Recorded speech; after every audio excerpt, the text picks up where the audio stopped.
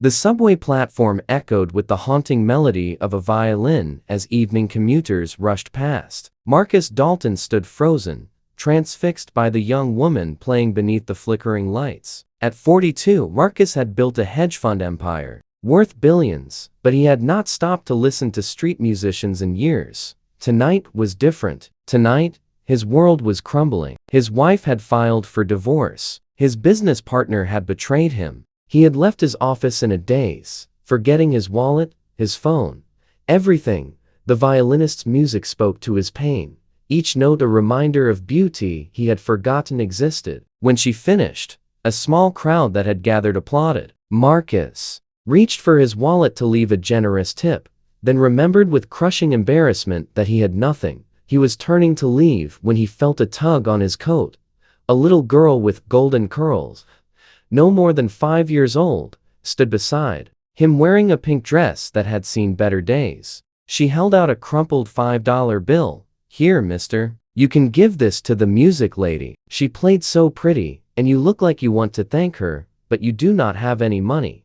Marcus stared at the child, then at the $5. "Sweetheart, I cannot take your money. It is okay," the girl said with simple generosity. "My mama gives me $5 every week for being good. I was going to buy candy, but the music lady needs it more. And you look really sad. Maybe giving her the money will make you less sad." Before Marcus could protest, the girl pressed the bill into his hand and skipped away toward a young woman who was waiting near the stairs, clearly her mother.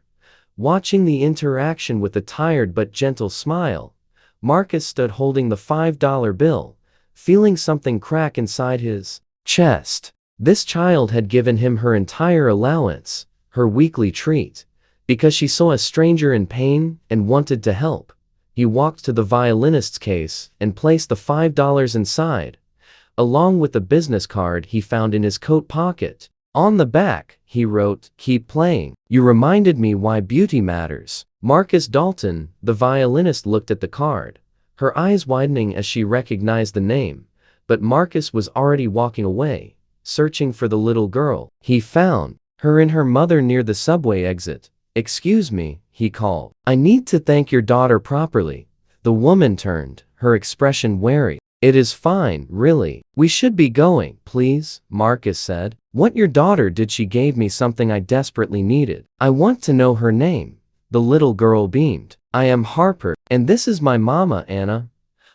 I am Marcus. What you did was one of the kindest things anyone has ever done for me." "Thank you." Harper shrugged as if it was nothing. "Mama says when people are sad, we should help them if we can." "You looked really sad." Marcus felt his eyes sting. "Your mama is very wise." He looked at Anna, really looked at her, and saw exhaustion in her eyes, worry lines that seemed too deep for someone who could not have been more than 30. Her clothes were clean but worn, her shoes scuffed, her purse practically empty. "Can I ask you something?" Marcus said. "Where are you two headed?" Anna hesitated. "Home. We live about 3 blocks from here." "And dinner? Have you eaten?" Anna's face flushed. "We will eat when we get home." But Marcus saw through the deflection. He recognized the signs of struggling to make ends meet. He had lived it himself once, long ago, before business school and venture capital and billion-dollar deals. "Please," he said, "let me buy you both dinner. Your daughter gave me her last $5. The least I can do is make sure you both have a proper meal." Anna looked ready to refuse, but Harper tugged her hand. "Mama, I am really hungry. And he seems nice. Can we please?" Over pizza at a small restaurant nearby, Marcus learned their story. Anna was a single mother working 2 jobs, one as a medical billing clerk, another as a night shift cleaner. Harper's father had left when she was a baby. They lived in a tiny 1-bedroom apartment, barely making rent each month. "The $5 I give Harper each week is the only treat I can afford," Anna said quietly while Harper colored on a napkin. "But she is right. You looked like you needed it more." "We will be fine." "How do you do it?" Marcus asked. 2 jobs, raising a daughter alone, still teaching her to be generous." Anna smiled tiredly. "Because I want Harper to grow up knowing that kindness matters more than money. That we help people when we can, even when we have almost nothing. Especially then." Her words hit Marcus like a hammer. Here he was, wallowing in self-pity over a divorce and a business dispute, while this woman was fighting every day just to survive and still raising a daughter who would give her last $5 to a sad stranger. That night, Marcus went home to his empty penthouse and made a decision. The next morning, he had his driver take him to the address Anna had mentioned.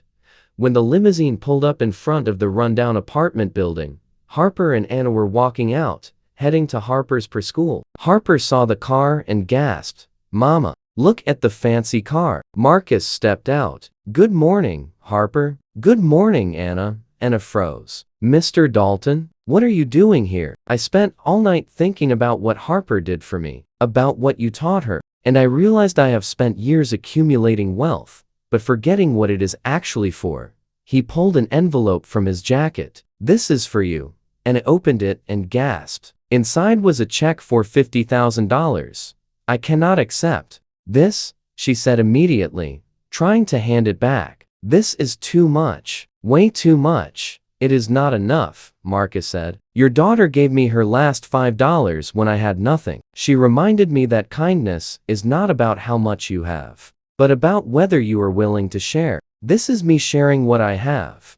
But we do not need charity. It is not charity. It is gratitude. It is me trying to be the kind of person Harper already is."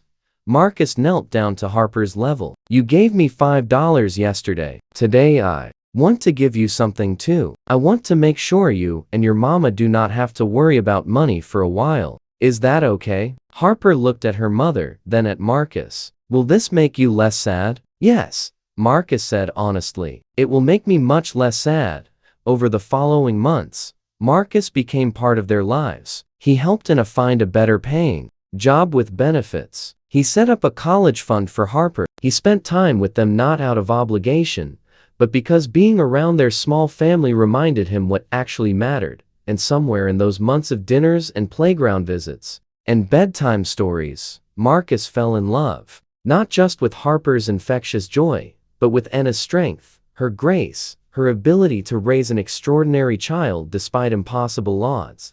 One evening, 6 months after that subway encounter, Marcus returned to the same platform with Anna and Harper. The violinist was there again, playing the same haunting melody. When she finished, Marcus knelt beside Harper. "Do you remember what you did here 6 months ago?" Harper nodded. "I gave you my $5 for the music lady. That $5 changed my life," Marcus said. "It reminded me what kindness looks like. It brought you and your mama into my world. It showed me that real wealth is not about how much you have, but about what you do with it and who you share it with." He pulled out a small box and opened it, revealing a ring. Looking at Anna, he said, "You taught Harper to be generous when you had nothing. She taught me to be human when I had everything, but had forgotten why it mattered. Will you marry me? Will you let me spend the rest of my life trying to be worthy of the $5 lesson your daughter taught me?" Through her tears, Anna nodded. "Yes, but only if you promise to always remember what Harper showed you, that the most valuable